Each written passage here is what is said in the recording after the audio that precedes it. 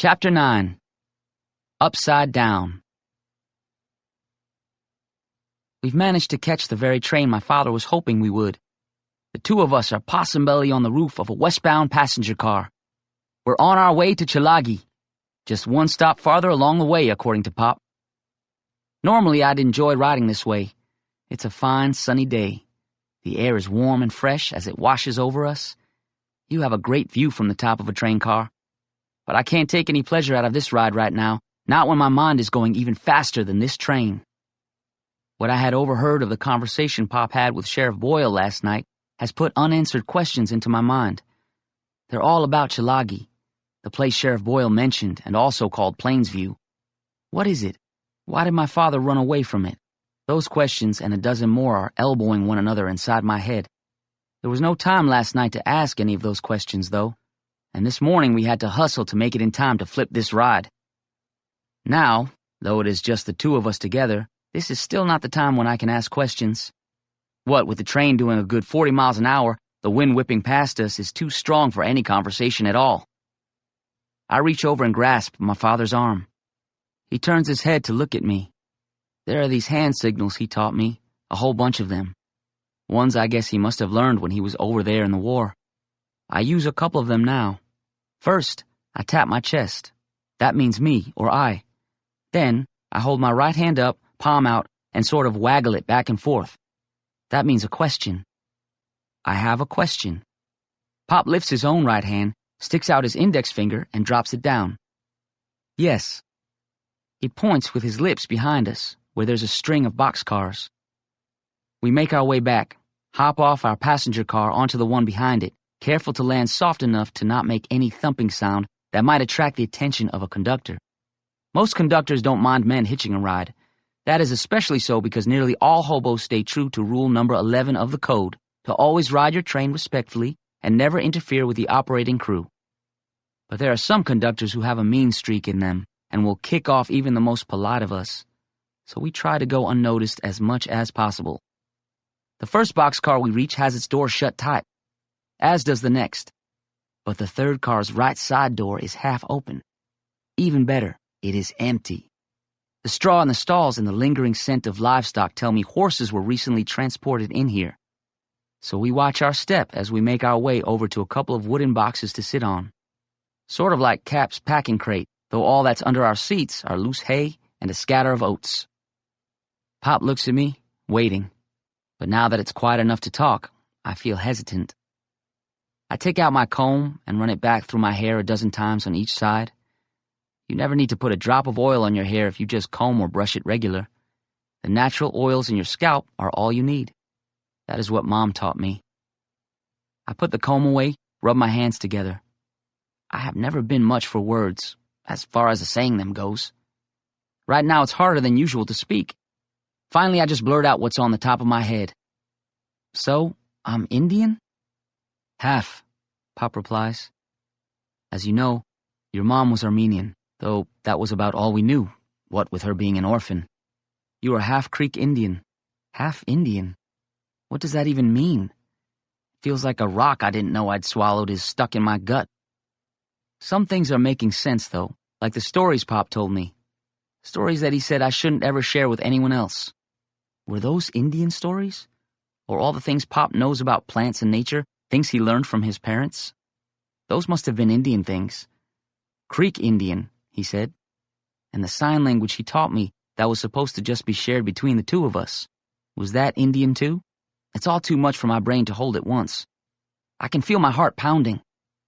I breathe in and out real slow, trying to calm myself down. Maybe I should just focus on where Pop said we're headed. Chilagi? I finally ask. The great thing about talking with Pop is that I never need to say much for him to understand me. Just speaking that one word is enough. Chilagi Federal Agricultural Indian Boarding School, he says. Some call it Plainsview. Chilagi's how you say Cherokee in Choctaw. Sort of an insult, seeing as how it means cave dwellers. Folks without real houses. Pop shakes his head. Naming a school for the way one tribe insults another? Just what you'd expect from Washington. He picks up a handful of hay from the floor, selects 3 long pieces and begins braiding them together. It was founded back in 1890. Idea was to teach us useful trades.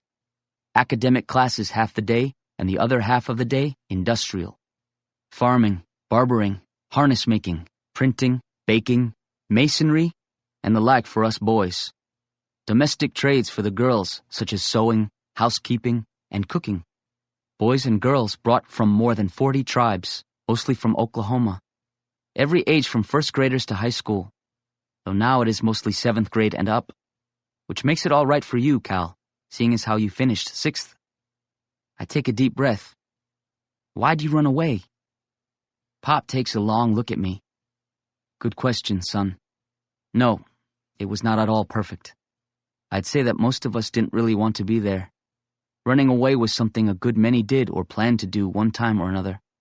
Me, I ran away 3 times during the 5 years I was there. First time was right after I got there. They caught me that time and brought me back. Second time was during my 3rd year there. That time, though, I came back on my own. My family was all gone by then, and I realized that what family I had by then were the friends I'd made at Chalagi. Those boys in our Creek gang were some of the best buddies I ever had. The 3rd time I ran, I joined the army and found another sort of family there. Pop pauses, but not to make sure I'm listening. He knows I'm hanging on his every word. It seems to me he's pausing because talking about this is bringing it back to him. He's not enjoying it any more than he enjoys digging up memories of his time in the trenches. Why did we run? He repeats. A good part of it was the discipline. Pop places his hand on my arm, the way he always does when whatever he says has special meaning. I doubt it's that bad now since the Miriam report. What kind of discipline? And what's the Miriam report? Some white folks, Pop says, work at Indian boarding schools like Chalagi because they want to help us. They care about Indians. They may look at us as ignorant savages, sure, but they're good-hearted, even if their eyesight is not so hot. And some teach things we can really use, especially about farming. Pop shakes his head and a new tone comes into his voice, one I seldom hear. Anger. But real bad things were happening. A government commission investigated the Indian schools. Indian schools were supposed to civilize us, make us like other Americans. At some schools they were killing us. Indian kids were being starved, freezing in poor housing, getting beat almost every day.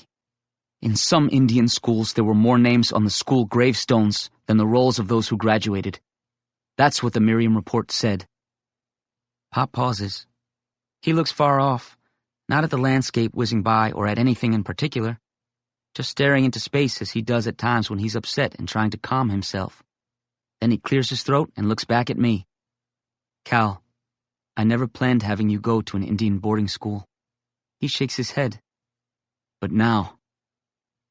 He looks back into that distant place his mind goes when he is thinking or remembering. You're tough, son. You've seen a lot. He pauses, letting more miles go by before he clears his throat and continues. Even now, though, I sure as hell would never ever send you to one of those schools if you were a little girl, Cal. There was this one teacher who would go into house 3. That was the little girl's house. Late at night and wait in the halls for any girl foolish enough to get up in the night and try to go to the toilet. His name was Mr. Fetterman. Taught English. But behind his back, the girls called him Mr. Chi-Chi Man. Mr. Boogeyman. Pop stops talking again, looks out the door of the car at the wide expanse of plains we're passing through. My face didn't show it, but a shiver just went down my back. The story about the Chi-Chi Boogeyman is one he told me years ago. But this time what I see in my mind is not an imaginary monster. It's the face of that white man. It's because I see that man, Mr. Chi-Chi Man. I'm in that past where my mind takes me. He's so close, I don't just see his face and his long bony hands. I also smell the chewing tobacco on his breath. My hands are tied together. No! I bite my lip and shake my head to clear it of that vision. I blink and I'm back in the rail car. Pop has not noticed. He's busy taking those deep breaths he does when he's seeing something painful from the past. He wipes his hand over his face. Sorry, Cal. Hard remembering this. Some complained, but no one listened to those little Indian girls. After all, Mr. Fetterman was a white man and a teacher, an employee of the sacred Bureau of Indian Affairs. Only ones who listened were the other Indian students. It bothered us all. But what could we do? Pop holds up the grass string he's been braiding together, adding more strands as he goes. He grasps it in both hands, pulls it tight so that it makes a snapping sound but doesn't break. One night, when Mr. Chi-Chi Man was sneaking through House 3, he didn't notice something strung across the top of the stairs. A jump rope left there by accident. And he tripped over it. Said he might have seen someone just before he fell. Couldn't say who it was. Just a dark shadow. Superintendent decided that was just Mr. Fetterman's imagination. A man with 2 broken arms and a fractured skull sometimes has a hard time remembering things, or even putting words together. A sister of his came out to take him back home. He was never seen again.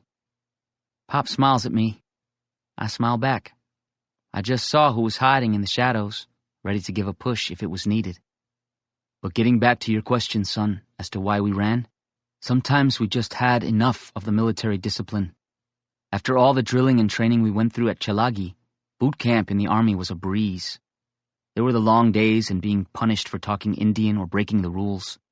Then, there was the bad food that we also never had enough of. The stiff clothes and the heavy clodhopper boots they gave us that fell apart. The bathrooms that were never clean and stunk to high heavens. Pop pauses and looks off to his left. But that discipline was not the worst thing. Homesickness was the biggest reason why we ran. Being away from home was hard. Missing our families. Like I'll miss you. I've blurted those words out without thinking. I am sorry as soon as they're said. A hurt look comes over Pop's sensitive face. But it lasts no longer than a wisp of cloud crossing in front of the sun. Pop shakes his head. No more than I'll be missing you, Cal. His hand is on my shoulder as we watch the land whip past us backward, mile after mile being left behind. Pop lets out a long breath. This is the right thing to do, son. Get you back in school. That way you can make use of your time while I'm in Washington, which is no place for a boy to be. Pop smiles. Even boarding school's better for Indians than D.C. Better for Indians. Indians. That's how Pop is now referring to him and me. Is Indian what I am? It's not what I've ever seen myself to be. How am I going to fit in? Pop looks at me. You mean with them all being Indian and you having been raised to think of yourself as white? I nod. Pop smiles. First of all, Indian or not, those Chalagi students are people. People. Human beings. You know what I've said about that? I nod again. All human beings bleed the same blood, breathe the same air. Our heartbeats all sound the same. It's not how a man looks, but what's in his mind and heart that counts. That's sort of what it says in the hobo code. Knights of the road help one another, no matter a man's skin color. You're worrying about not looking Indian? Not being able to speak Indian? I bite my lip. Pop's right. I'm probably going to stand out like a sore thumb. Pop holds up his left hand, sticks out his little finger. He does that when he's about to start counting things. First of all, he says, there'll be Indian kids there who don't know much Indian at all. Even back when I went to boarding school, there were Indian kids who spoke nothing but English. Their own parents went to boarding school before them and had the language beat out of them. By now, there'll be even more who hardly know a word or two in Indian. Pop's now holding up the finger with the golden wedding band he never takes off. Second, there's not just one Indian language. There's one for every tribe. The students at Chalagi are from a passel of different tribes. Cherokees, Choctaws, Chickasaws, Creeks like us, Cheyennes, Arapahoes, Comanches, Delawares, Kaws, Ponkas, Pawnees, Potawatomis, and more. So even if they spoke Indian, not a one of them would know all those different languages. He adds another finger to those first two. Third thing is that at Chalagi Indian School, you're not supposed to speak anything other than English. When I was there, say one word in Creek, you get your mouth washed out with lye soap. Pop lifts his gaze and looks off to his right. The boys in my gang, he says, would talk Creek when none of the teachers or disciplinarians was around.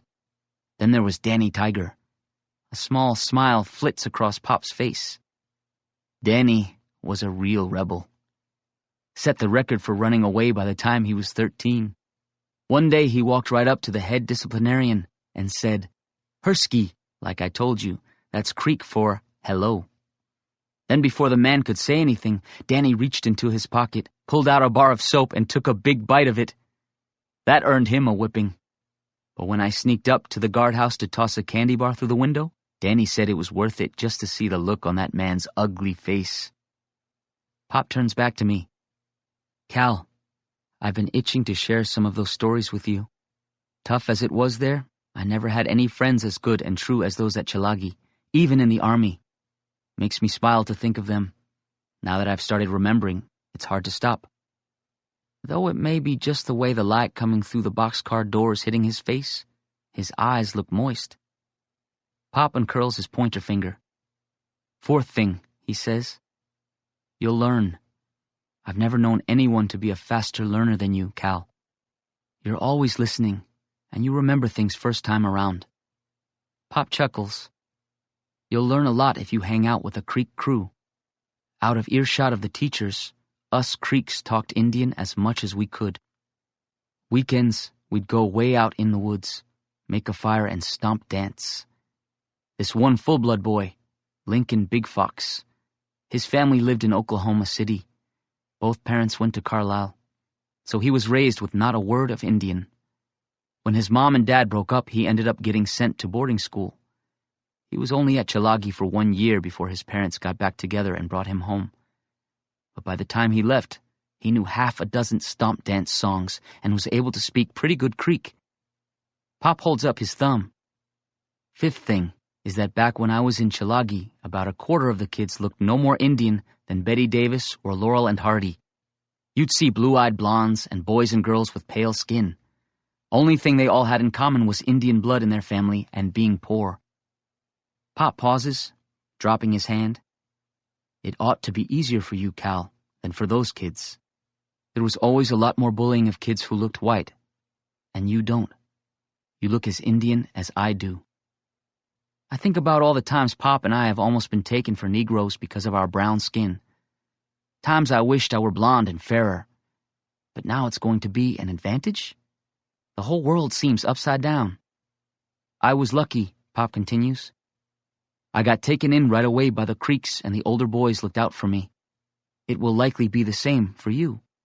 When you arrive, they'll probably take one look at you, the other kids, I mean, and lump you in with the full-bloods, seeing as how your hair's black and your skin's brown. They'll see you as Indian." "Indian? Just like that? My world is upside down now for sure. I guess I'm going to have to get used to walking on the ceiling."